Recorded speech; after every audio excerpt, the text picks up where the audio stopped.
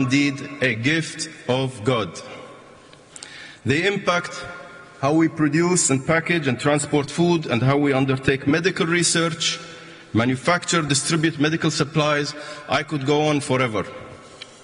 However, access to the benefits of these products, benefits unfortunately often taken for granted, is far from universal. There remain around 685 million people around the world without access to electricity, and 2.1 billion who continue to rely on unsafe and inefficient cooking fuels.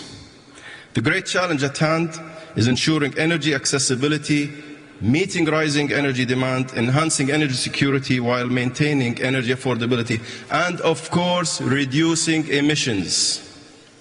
OPEC has consistently advocated a balanced approach where nothing and no one should be dismissed. We need to embrace all energies, leverage all the available technologies, and ensure that the needs of all peoples around the world are taken into account. This means recognizing that the focus of the Paris Agreement is reducing emissions, not choosing energy sources. It also means developing, transferring and financing all forms of viable technologies.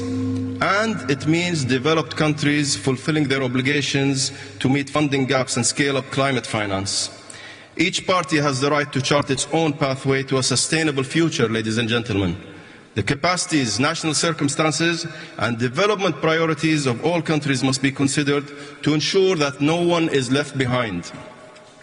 It's clear there is no one-size-fits-all prescription that can overcome our climate and energy challenges. Inclusive dialogue and international cooperation, just like our Azerbaijani hosts have adopted, will be necessary going forward as we work towards building a sustainable future for all of us. We thank our Azerbaijani hosts for their gracious hospitality and their exceptional leadership.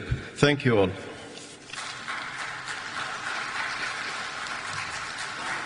Thank you, sir. It is my pleasure now to welcome His Excellency Baron Diva Vesi Waka, Secretary General of the Pacific Island Forum Secretariat. Sir, you have the floor.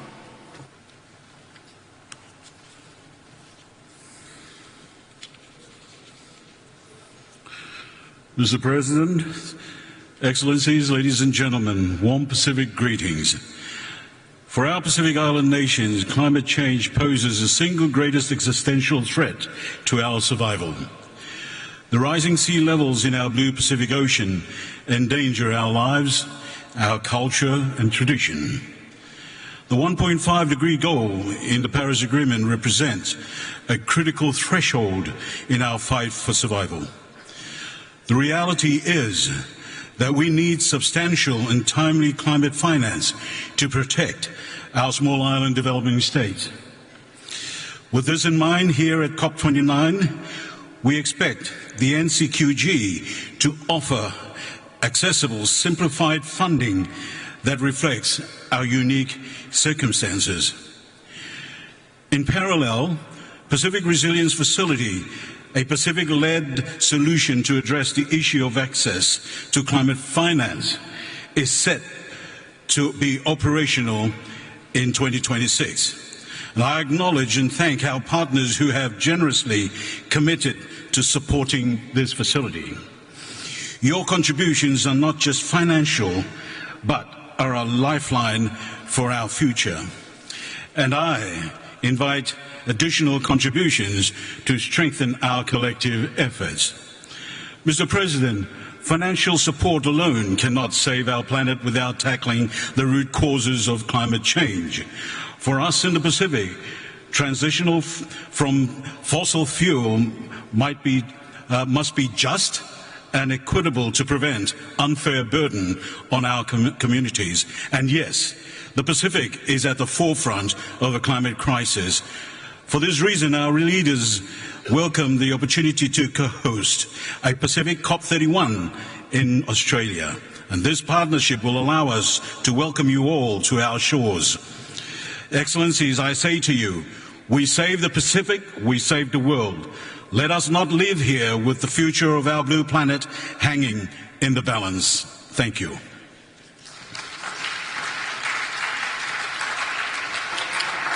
Thank you very much, sir.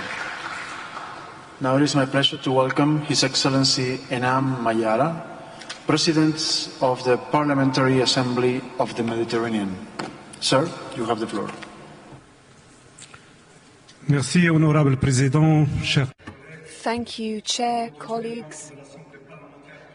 On behalf of the members of the Parliamentary Assembly of the Mediterranean, I would like to express our deep concern at the climate emergency and at the lack of access for all parties to resources, as has been seen recently, tragically, in the Mediterranean Sea, which is a hotspot for climate change, which this summer reached the highest surface temperature ever recorded. Each year we beat the previous record. Our organization welcomes progress in bolstering our efforts for climate financing, but we call on all parties to implement serious and concrete actions for more ambitious NDCs. Parliaments can play a crucial role by encouraging legislative initiatives to implement environmental policies, including COP commitments.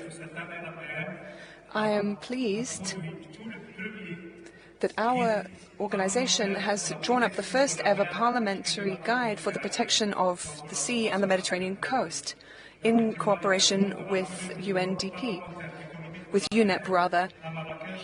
Allow me to invite you to participate in a well-established parliamentary platform in Marrakesh for renewable and sustainable energy.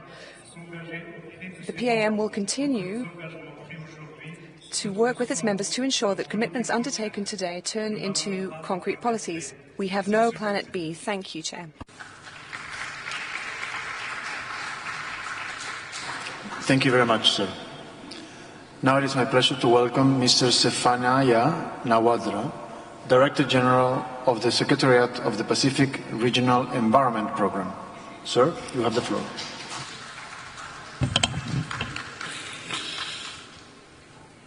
Mr. President, salam and warm Pacific Island greetings. I stand here to remind us of the urgency of our pledged mission for 1.5 to stay alive and to continue to thrive on our blue planet. What we do here determines the world we leave our future generations. For small island developing states, these negotiations are existential, and we cannot afford to leave any stone or barrier unturned. The success of this COP depends on our determining the new collective quantified goals.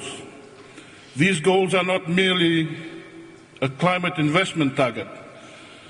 They are about enabling us, the most vulnerable, to have easy access to the long-term resources and financing necessary to address the impacts of climate change that we are experiencing now and will increasingly experience into the future. I express my deep concern over the dilution of the special circumstances of SIDS through the introduction of new language and additional references which are inconsistent with the foundations laid in Rio and the principles of the Paris Agreement. A COP29 package must ensure that the 1.5 target remains within reach, accompanied by a mitigation outcome that facilitates just transition to the fossil fuel-free future we all need. Adaptation continues to be an essential element for island states. We must meet the global goal on adaptation, while recognizing that loss and damage is an issue for today, not tomorrow. We are the blue planet. Ocean is an essential part of our climate and must be formally addressed as such. I thank you.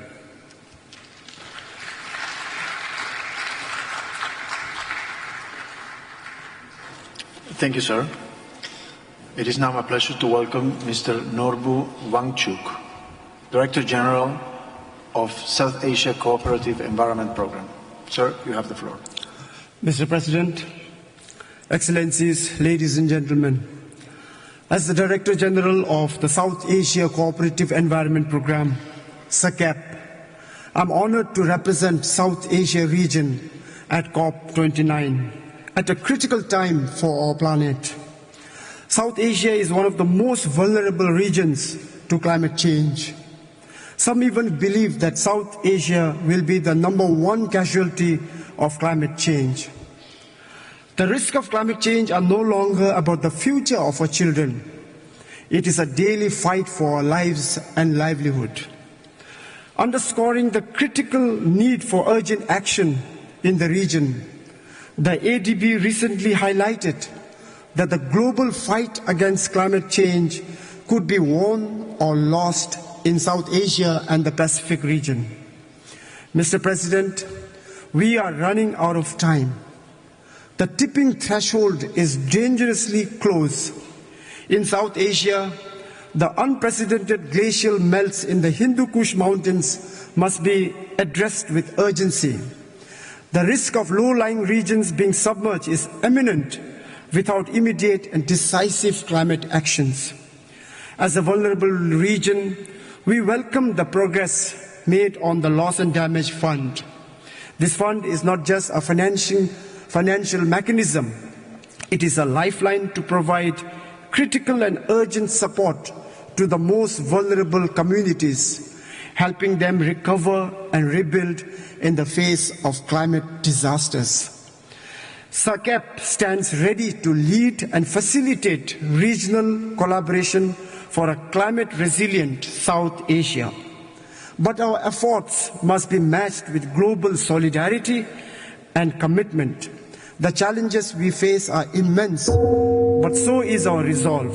Today, we must act boldly, decisively, and with unwavering determination to safeguard the future of our region and our planet. Let us rise to this challenge because the cost of inaction is far too great. I thank you, Mr. President.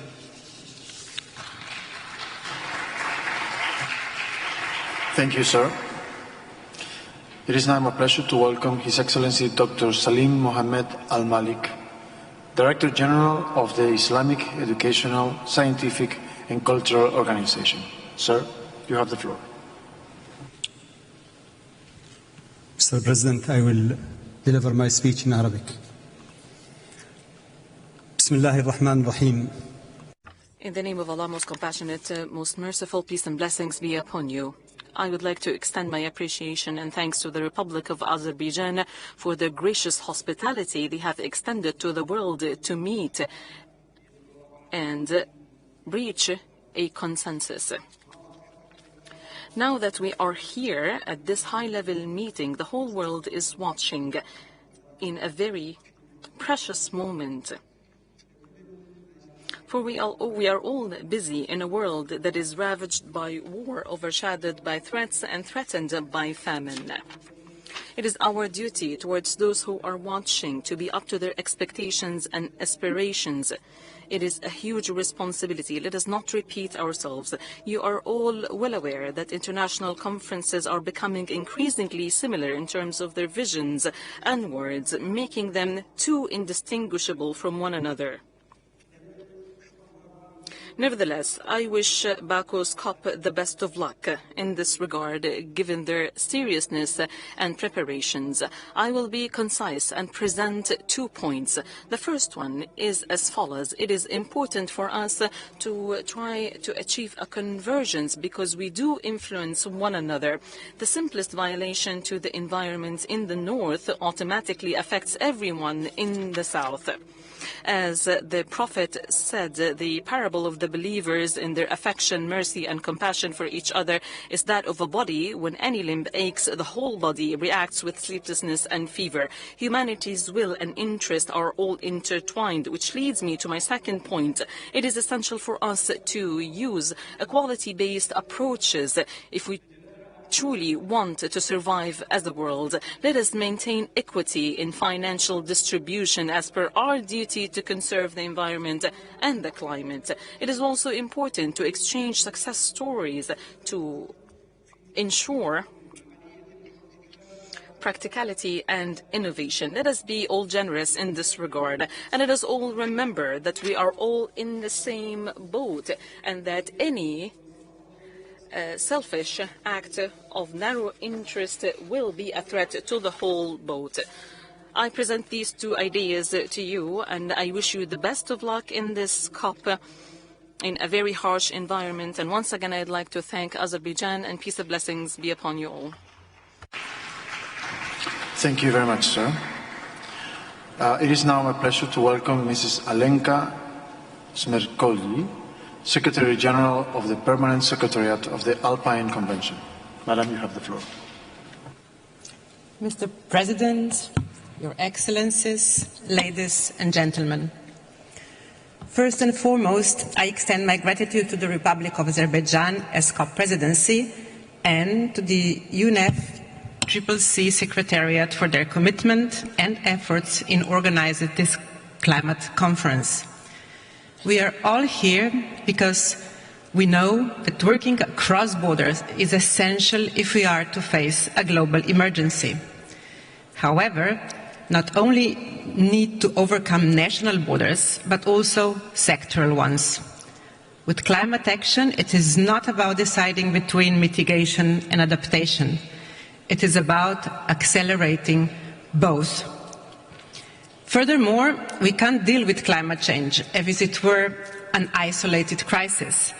It is interconnected with biodiversity loss, land degradation, and people's well-being.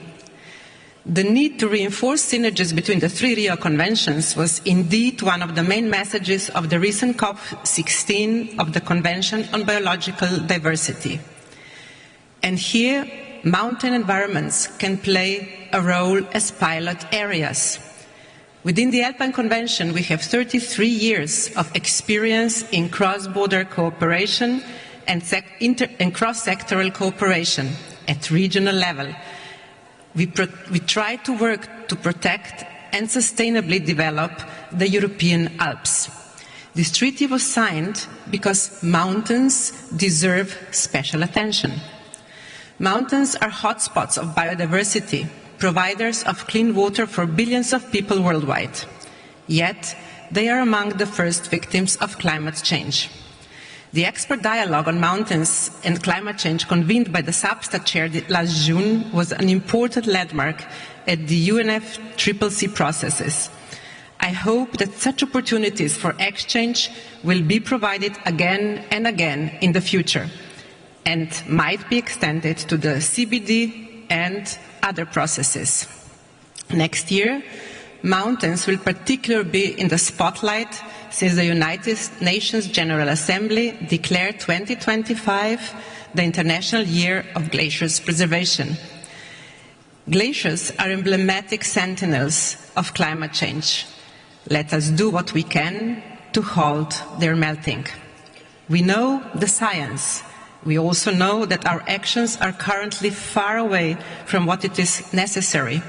And I call for all present to grasp the emergency of our situation and to be bold and ambitious in their actions. Thank you, Mr. President. Thank you, Madam. So now, distinguished delegates, ladies and gentlemen, I would like now to invite the representatives from civil society organizations to address the conference. It is my pleasure then to welcome Mr. Andrew Wilson on behalf of business and industry NGOs. Sir, you have the floor. Thank you, Mr. President. Your Excellencies, my simple message today on behalf of the global business community is this. COP29 must deliver an ambitious and comprehensive new collective quantified goal on climate finance.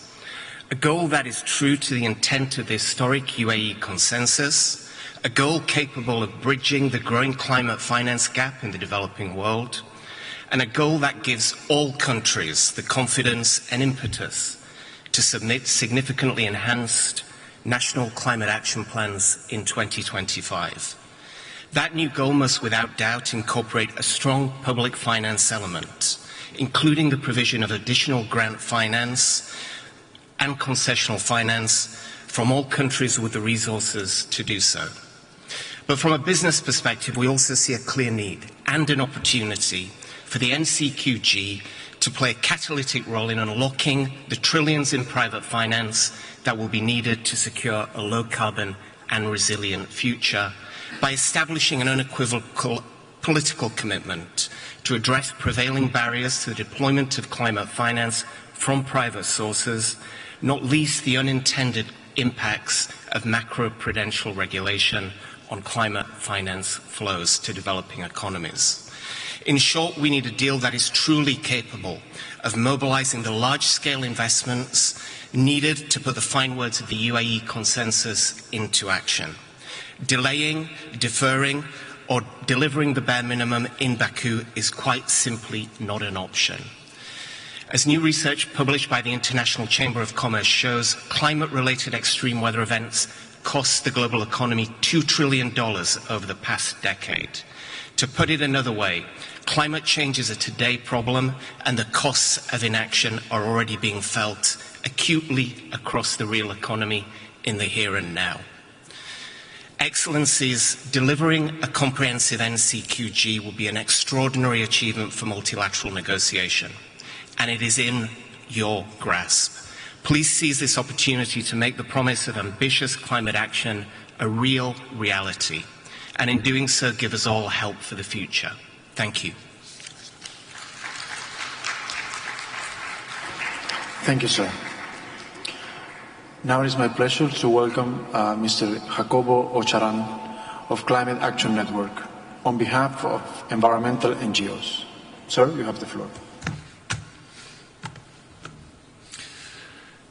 Good afternoon. My name is Jacobo Ocharan, and I'm speaking on behalf of the Climate Action Network. I voluntarily disclose that I have no direct ties to the fossil fuel industry and no conflicts of interest. It is fitting that COP29 is being held in a modern stadium with plenty of VIP rooms.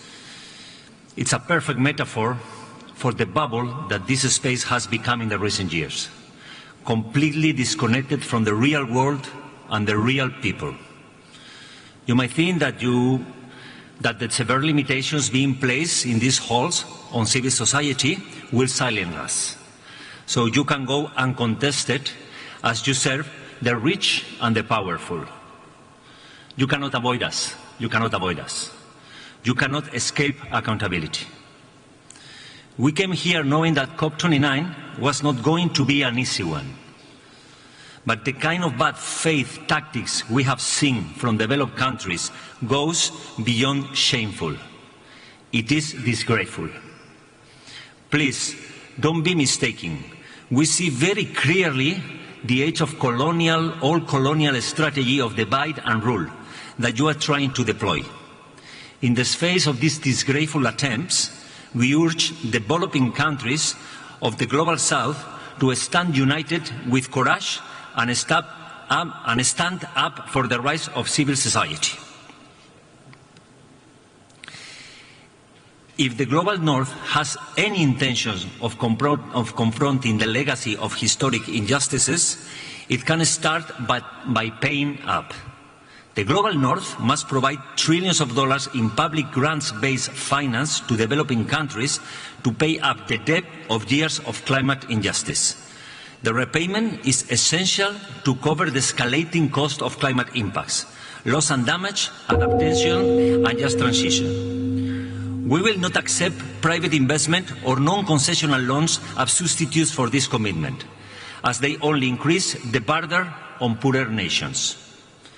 There cannot be climate justice without gender justice and human rights. Ceasefire now. Defund genocide.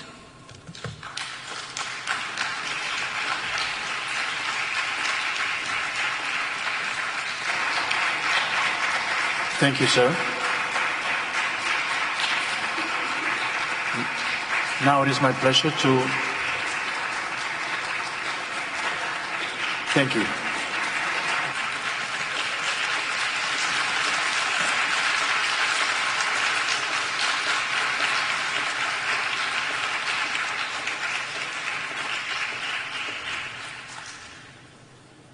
Thank you.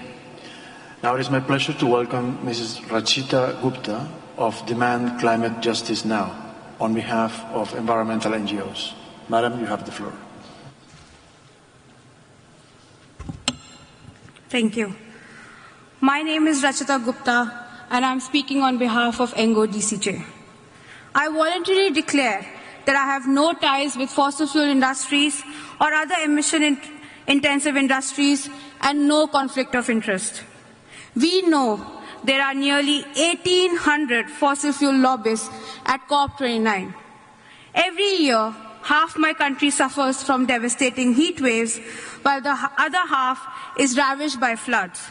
And the very criminals who have polluted our world, my home, are now here to pollute these stocks supported by global north countries. And they have been doing it for nearly 30 years. We and our communities are being destroyed by wildfires, floods, typhoon, drought, climate crisis-induced destruction and devastation.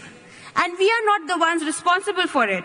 It is you rich countries and your fossil fuel buddies. Your hunger and greed have looted our lands, our water, our forests, and with it, our very future. We are here for a finance COP, and it is increasingly turning into a bankrupt COP as you developed countries continue to deny your historical responsibility. We demand an ambitious NCQG of $5 trillion USD per year as new public, grants-based and non-debt creating climate finance for mitigation, adaptation and loss and damage. You can't lie to us that you don't have the money. You provide $1 trillion USD in subsidies to fossil fuel companies and $1 trillion USDs to your militaries. You would rather fund war, conflict and genocide than climate action. You want us to instead sell our lands and resources as carbon markets to continue your imperialism and colonialism. Now I call on our governments to stand up, stand strong against the dirty tactics of the rich countries. You are here representing millions of people back home. A bad deal, the one that shifts the burden to global south countries or dilutes the global north's obligations, is worse than no deal at all. Don't let global north governments derail this process and sow division. Our power lies in our solidarity. We simply cannot afford another shameful and empty outcome. We are asking for our right to exist. Defund genocide, fund climate justice. Thank you.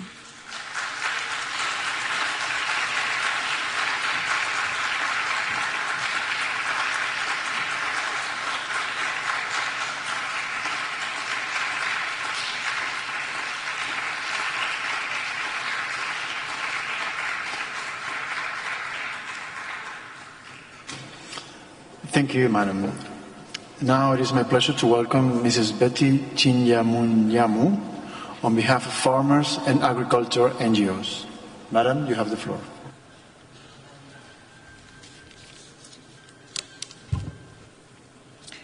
Mr. President, Excellencies, distinguished ladies and gentlemen, my name is Betty Chinyamunyamu, CEO of the National Smallholder Farmers Association of Malawi, speaking here today on behalf of the UNCCC Farmers Constituency. In Malawi and across the globe, farmers are enduring the relentless impacts of climate change. Extreme weather patterns, prolonged droughts, erratic rainfall, and frequent floods are destroying not just our crops and livestock, but our entire livelihoods and future. We therefore urgently call for climate action that prioritizes the needs and solutions of farmers and is supported by adequate means of implementation. Access to land and water, availability of knowledge and information, adoption of locally appropriate technologies are not luxuries, they are necessities. Food security must remain at the heart of climate policies, and farmers' rights must be at the core of proposed solutions, including the development of carbon markets. We also seek greater inclusion of farmers in UNFCCC processes and a strong role for us in the implementation of COP decisions. While farmers around the globe have borne the brunt of a quote of climate-related losses and damages between 2008 and 2018, our constituency has not been included in the loss and damage fund governance. This needs to change. Let us work together to cultivate a future where farmers thrive, agriculture and food systems endure, and no one is left behind. The soil beneath our feet may be humble, but it holds the promise of life, resilience, and hope, not just for farmers, but for everyone. Thank you.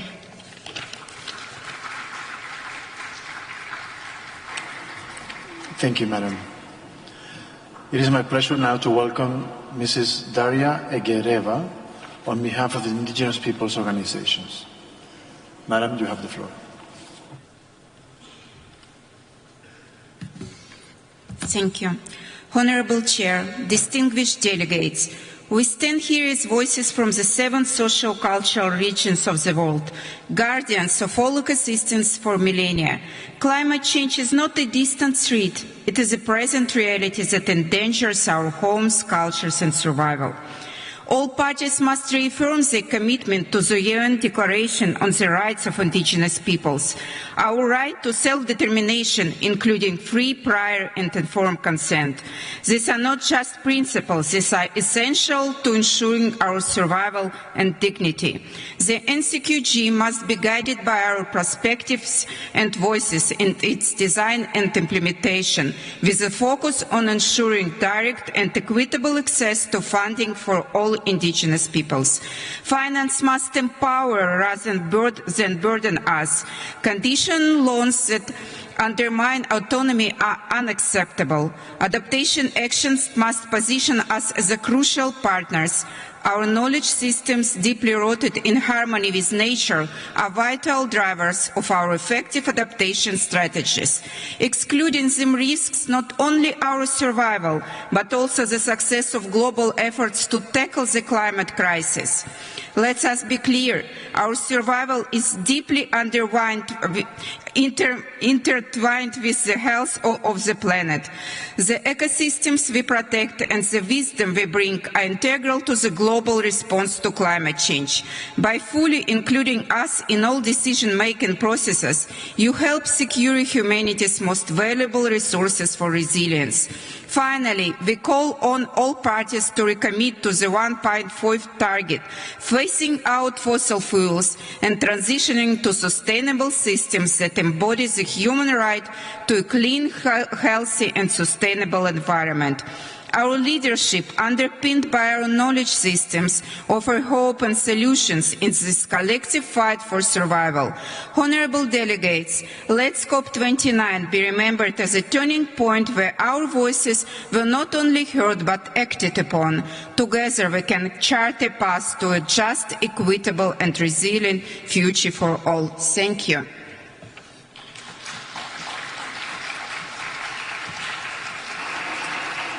Thank you, Madam. It is now my pleasure to welcome Mrs. Marjorie Kaufman on behalf of local government and municipal authorities. Madam, you have the floor. I will speak Portuguese. Boa tarde, Presidente. Good afternoon, ladies and gentlemen, and especially it is an honor to speak to you today on behalf of the state of the Rio Grande do Sul in Brazil, ICLE and LGMA. In May 2024, the state of Rio Grande do Sul suffered the worst climate disaster in its history, a flood that affected 95% of its municipalities. We know that many cities and regions around the world are facing these climate emergency realities almost every year. It is crucial that disaster prevention and response efforts are coordinated between the national and subnational levels with more flexible resource flows for extreme events. Our climate action plan, with the support of ICLE, is being developed with and for the 497 municipalities that make up the state of Rio Grande do Sul.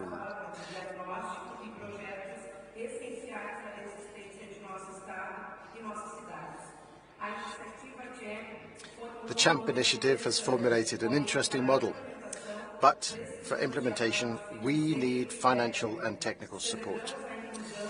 We welcome the inclusion of the recognition of climate federalism and the CHAMP initiative as a tool to implement the new Brazilian NDC. For COP29 in Baku, hundreds of cities and regions under the LGMA Constituency Assembly have proposed 3 demands. Number 1, accelerate multi-level action. Number 2, finance urbanization. And number 3, integrate climate action with sustainability. We need climate finance that focuses on grants, not loans, so that all levels of government can have a just transition. And we need to build synergies between mitigation, adaptation, and biodiversity to create a healthier planet. We must also ensure that Baku leaves a concrete legacy.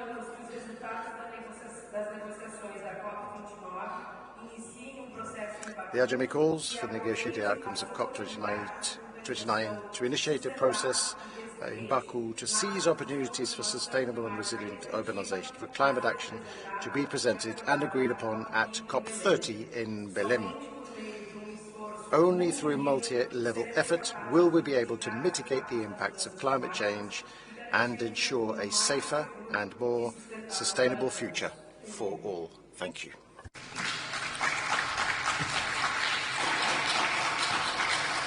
Thank you very much, Madam. Now it is my pleasure to welcome Mr. Gaston Meskens on behalf of research and independent NGOs. Sir, you have the floor. Thank you, Chair, for the opportunity to speak at this high-level segment.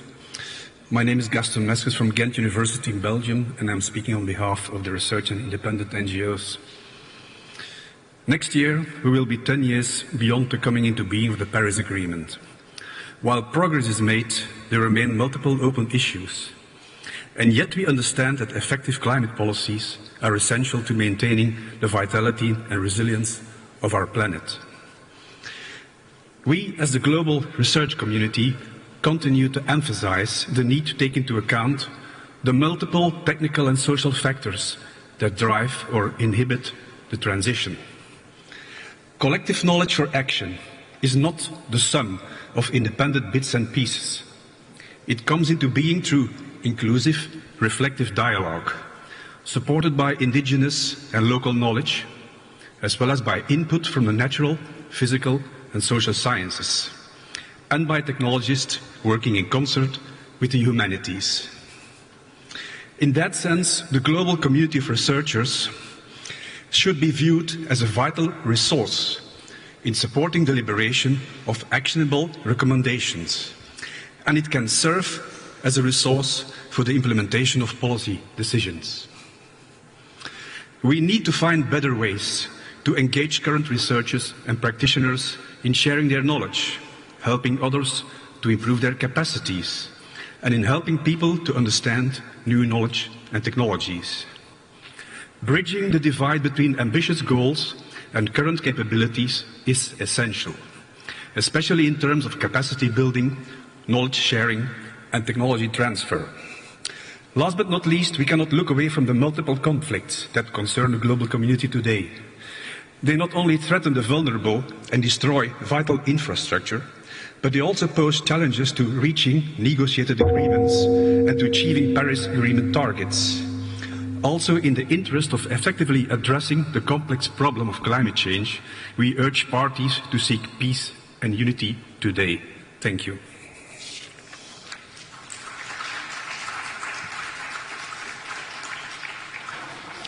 Thank you, sir. It is now my pleasure to welcome Mrs. Joy Hernandez on behalf of trade union NGOs. Madam, you have the floor. Thank you, Chair. I'm from the International Trade Union Confederation Asia Pacific, and I speak on behalf of trade unions worldwide. We defend the rights and livelihoods of our nearly 200 million members.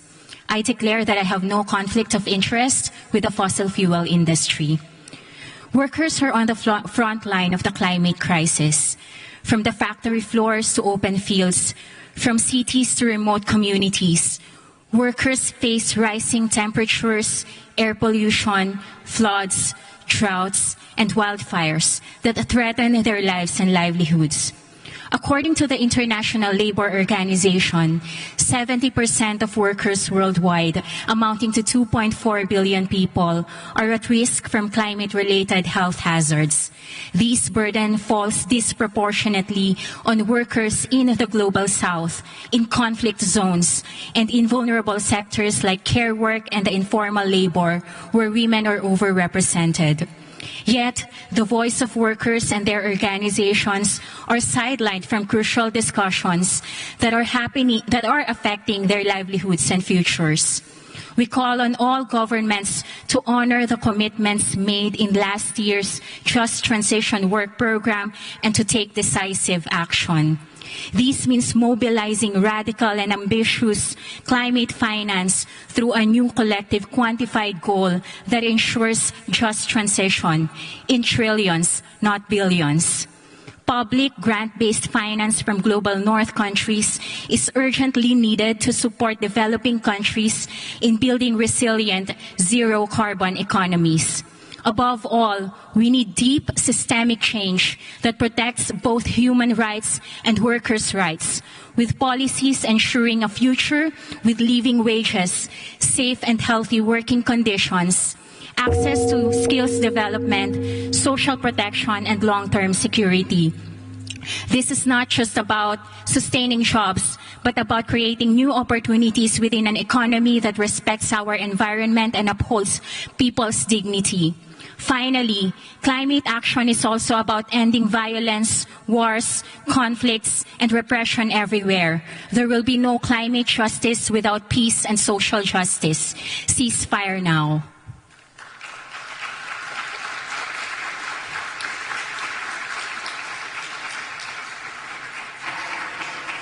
Thank you very much, Madam. It is now my pleasure to welcome Mrs. Mwanahamisi Singano on behalf of the Women and Gender constituency. Madam, you have the floor.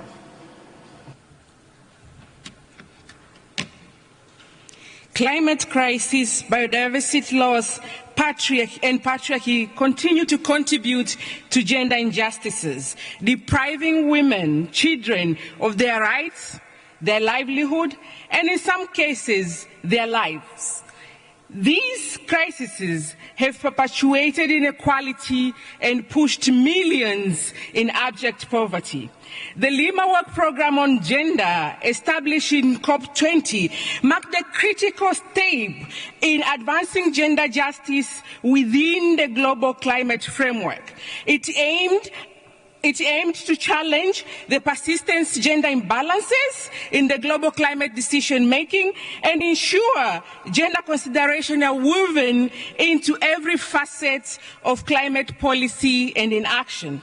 At COP29, Women and Gender expect parties to agree on an ambitious work program with a concrete action beyond the rhetorics. This decision must ensure that the voices, experience, and the leadership of women in all their diversities, particularly Indigenous women, rural and frontline community women, are at the heart of climate governance. The work program we expect should deliver gender justice transition based on the care of people and planet towards gender-just climate future, respecting intersectionality and diversity as the key to gender inequality is inevitable.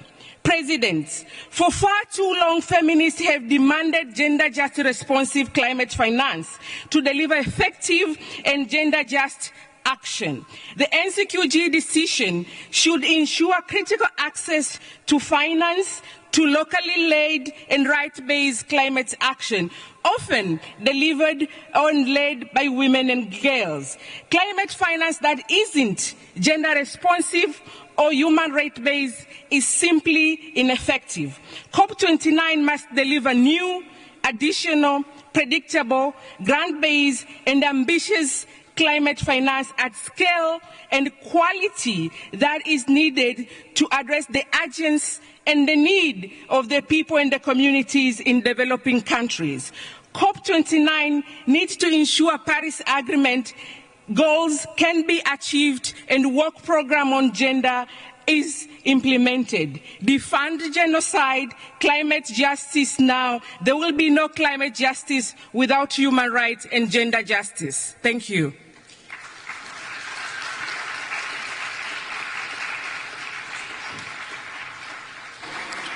Thank you very much, Madam. Now it is my pleasure to welcome Mrs. Adela Esther Tuitui and Mr. Simpilo Siabuanta on behalf of the Children and Youth NGOs. You have the floor.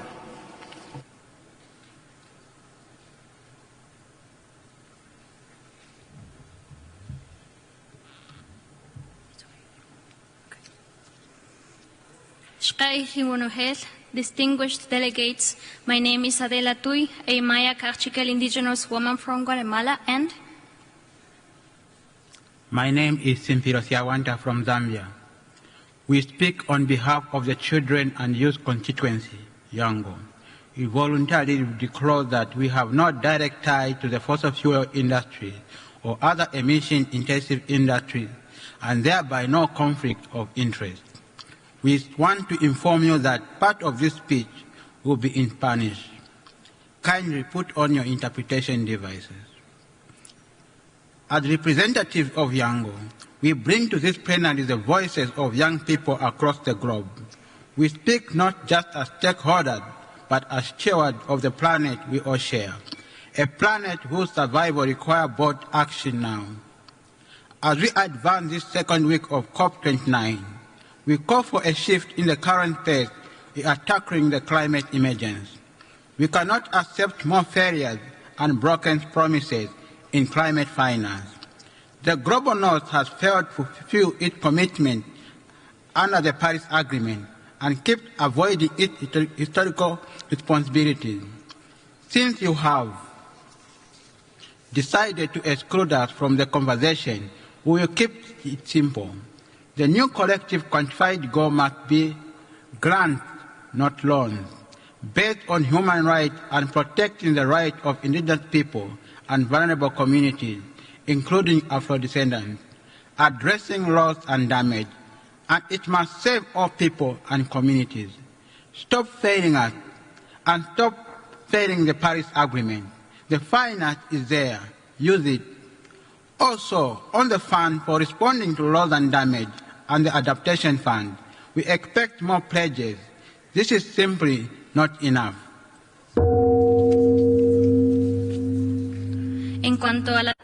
As to adaptation, we appeal for strengthening the financial flows to support resilience projects driven by communities. And the current financing for adaptation remains insufficient. We urge for the implementation of the framework for the global goal with strong support by the youth, indigenous peoples and civil society. Within the mechanisms that we use, we must give priority to indigenous knowledge under the principle of free, prior and informed consent.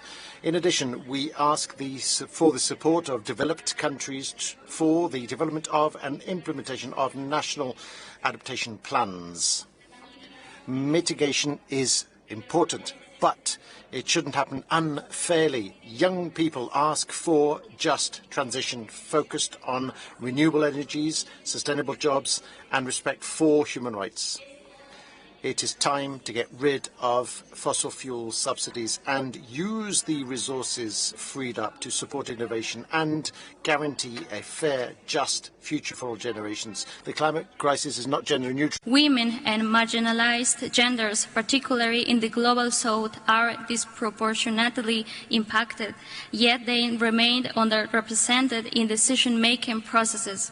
We urge parties to enhance gender-responsive mitigation and adaptation strategies, embedding gender equity into nationally determined contributions as well as financial mechanisms. Finally, climate security must take its rightful place as a cornerstone of negotiation. The climate crisis is fueling conflict, displacing millions, and threatening global peace. We call to acknowledge the nexus between climate and security and establish a task force to address this systemic threat, include youth in peace-building processes, for we are not only advocates but also builders of lasting solutions. This is not just a plea, it is a demand for accountability, inclusivity, and ambition. We are already driving the change. Don't stay behind. Nosotros ya estamos. We are already leading change. Do not be left behind. There can be no climate justice without gender justice. Human rights. Ceasefire now. Defound genocide. Mateo Shiwanoje.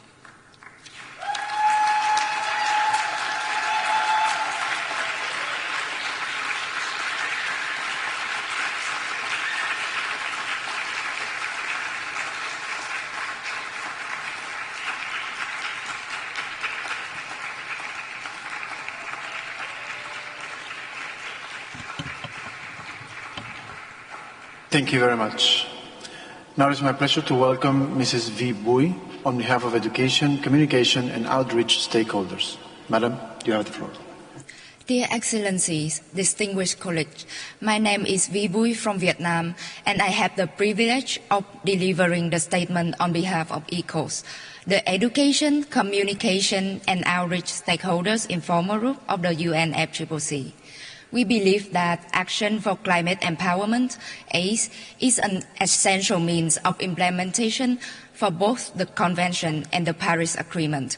As the sixth element of ACE, education, training, public participation, awareness raising, access to information, and international cooperation on these matters are tools which we need to use across all aspects of climate action, especially mitigation and adaptation. Regarding COP29, we appreciated the efforts by all parties to reach an agreement at this session, which will enhance our progress in ACE. The expanded call for submission to the annual summary report for ACE now includes challenges related to financial and technical support for ACE implementation. This is an important step toward the midterm review for ACE that will happen in 2026, because we still have a chronic gap in the availability and accessibility of financial resources for ACE, as well as the gap in institutional support, both of which we must resolve in order to unlock the full potential for ACE and climate action. As a community of experts and practitioners for ACE implementation, ECOS is always ready to assist parties and other stakeholders in working on these matters, and we warmly invite all colleagues to join us in these efforts as we continue toward our shared goals of ACE implementation. We thank you.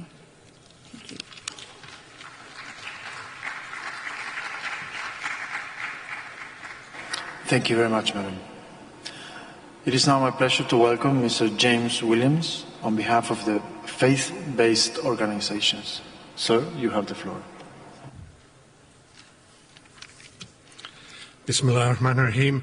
Mr. President, distinguished participants, dear brothers and sisters, we stand at a crossroads, facing an existential threat to life on Earth as we know it.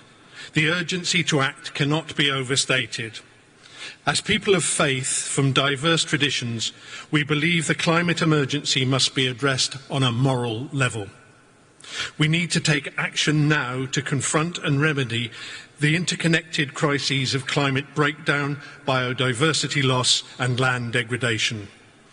We urge the world to act for ambitious climate action. We need to urgently phase out fossil fuels and adopt a fossil fuel non-proliferation treaty.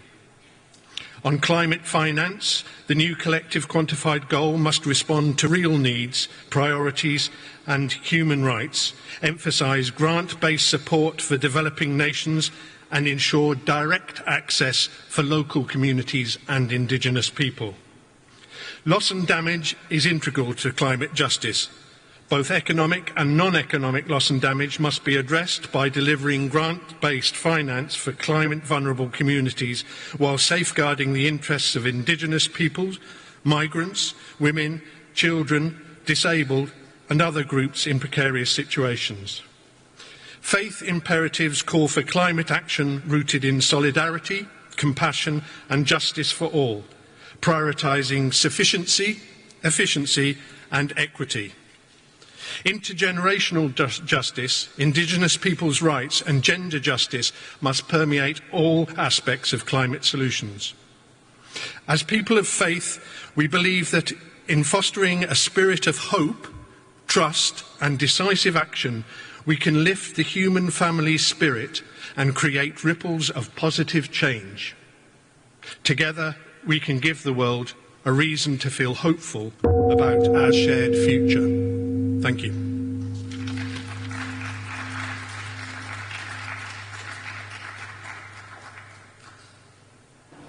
Thank you very much, sir. It is now my pleasure to welcome Mrs. Nadia Haddad on behalf of the Disability Caucus. Madam, you have the floor.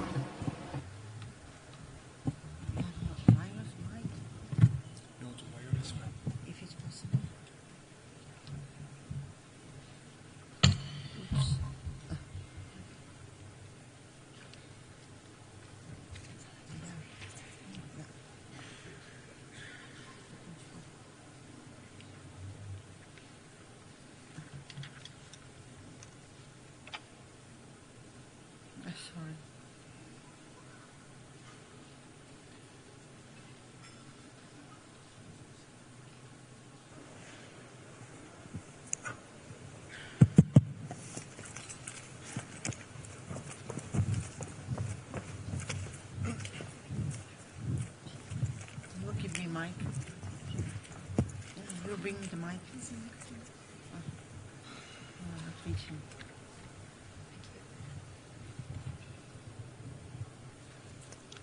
Excellencies, states, observers, colleagues. My name is Nadia Haddad. I am speaking on behalf of the Disability Caucus. This is a pivotal moment in the global response to the climate crisis. If it's to succeed, everyone must be meaningfully involved. Persons with disability, especially those with intersection of disability, gender, age, indigenous identity and socio-economic status, face increased risk. Despite this, we are rarely engaged in making and implementing the policies that are meant to protect us, our families and our communities. Our leadership and lived experience are essential in crafting solutions that benefit everyone. As we push for a disability-inclusive, human rights-based approach to climate action that is truly effective and sustainable, we request 3 commitments. First, we must have a formally established disability consultancy within the UNFCCC. This will ensure that persons with disability who represent 1.3 billion people worldwide, that means 1 in 6, can participate in climate negotiation on equal basis with others. Second, climate finance must provide inclusive support for countries disproportionately impacted yet least responsible for the climate crisis. So disability inclusion must be embedded in all funding for mitigation, adaptation and resilience. Only in this way we can build truly accessible infrastructure and sustainable livelihoods, making sure no one is left behind. Third, together, all of us, we must ensure full accessibility for persons with disabilities in all climate-related decision-making processes, from global to local levels. This includes physical, information and communication access. Taking together these steps are key to create a truly inclusive, resilient and just future for all. Thank you.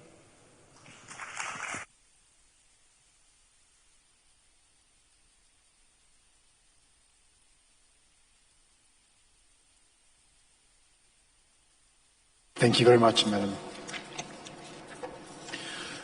Dear colleagues, I thank all IGOs and NGOs for your statements. Distinguished delegates, this brings us to the end of the statement by IGOs and NGOs and the end of the second part of the high-level segment. With this, I declare this joint meeting of the COP, CMP and the CMA adjourned.